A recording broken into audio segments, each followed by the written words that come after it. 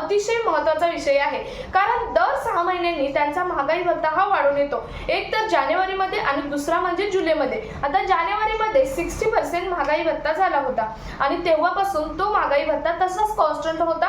यानंतर जुलैमध्ये महागाई भत्ता वाढतो आणि त्याचप्रमाणे यावेळी जुलैमध्ये जे तुम्हाला महागाई भत्ता वाढून येणार आहे, हा महागाई भत्ता आता फिक्स करण्यात आलेला आहे। कारण महागाई भत्तेच्या म्हणजे डीएच्या कॅल्क्युलेटरसाठी एक जो आकडा लागतो, एआयसीपीचा आकडा, एआयसीपीचे मे आणि जून महिन्याचे आकडे हे आलेले आहेत।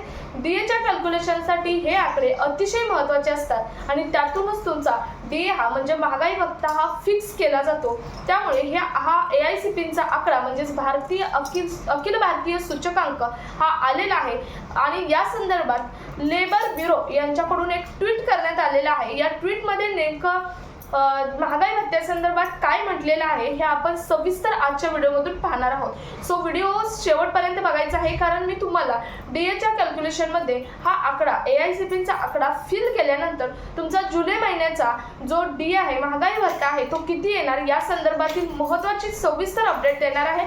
त्यामुळे व्हिडिओ शेवटपर्यंत बघायचा आहे।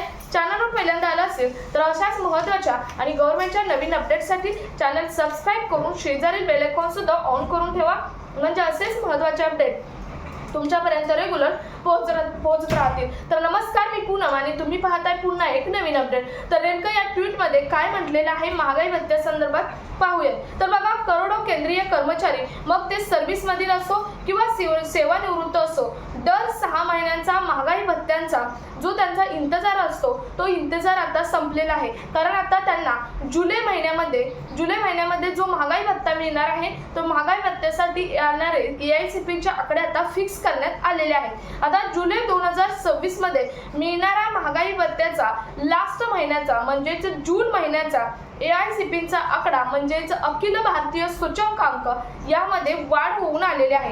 त्यामुळे जुलै महिन्यात येणारा जो महागाई भत्ता आहे, तो महागाई भत्ता आता वाढवून येणार आहे आणि तो महागाई भत्ता आता फिक्स करण्यात आलेला आहे, असं ट्विट लेबर ब्युरो यांच्याकडून करण्यात आलेलं आहे। आता ट्विटमध्ये नेमकं काय म्हटलेलं आहे बघूया। औद्योगिक श्रमिकों के लिए अखिल भारतीय उपभोक्ता मूल्य सूचकांक में 2026 में 150.8 अंक के स्तर से बढ़कर जून 2026 में 151.9 अंकों पर संकलित हुआ है। मुद्रास्फीति दर पिछले महीने के 4.72% से बढ़कर इस महीने 4.76% कर रहा है।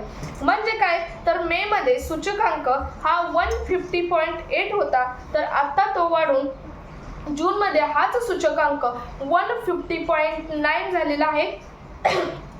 म्हणजेच येथे वाढ झालेली आहे 1.1% ची।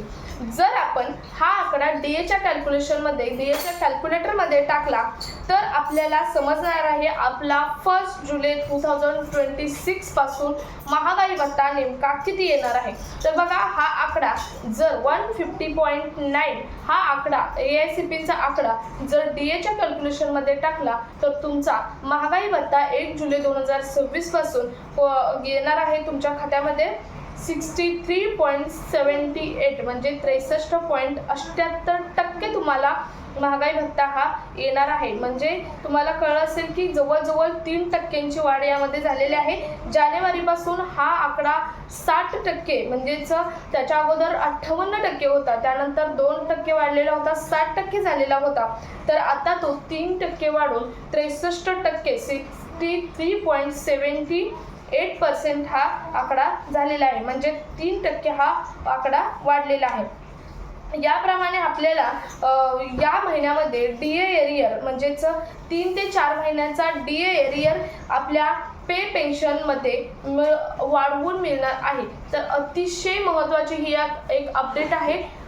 केंद्रीय कर्मचारी सेवानिवृत्त असो किंवा सर्व्हिसमध्ये असो यांच्यासाठी डीए हा अतिशय महत्त्वाचा विषय असतो, कारण दर 6 महिन्याला वाढवून येणारा डीए हा प्रत्येकाच्या फॅमिलीसाठी, कुटुंबासाठी एक अतिशय महत्त्वाचा, कारण त्यांच्या पे आणि पेन्शनमध्ये वाढवून येणारी रक्कम असते, त्यामुळे अतिशय महत्त्वाचा हा एक पार्ट असतो। त्यामुळे हा व्हिडिओ सर्वांना माहीत असणं तितकंच गरजेचं आहे। त्यामुळे हा व्हिडिओ आणि कामाची माहिती जास्तीत जास्त कर्मचारी आणि पेन्शन धारकांपर्यंत शेअर करा, भेटूयात पुढच्या एका नवीन अपडेट सोबत. तोपर्यंत धन्यवाद.